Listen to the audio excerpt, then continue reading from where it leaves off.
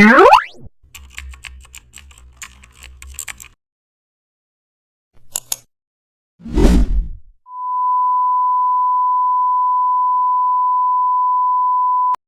back to the channel. Don't forget to like, share, and subscribe. Today we are create Hollywood-style color effects using color lookup. Open your image in Photoshop and start with basic exposure and contrast corrections. Hollywood-style color effects depend on a strong foundation. Go to the Adjustments panel and add a color lookup adjustment layer.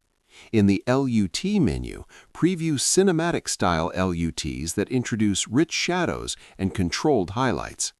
Once you find a strong base look, reduce the opacity so the effect feels polished rather than aggressive. Next, add a curves adjustment layer and shape contrast carefully, keeping highlights smooth and shadows deep but detailed. To push the Hollywood feel, add a color balance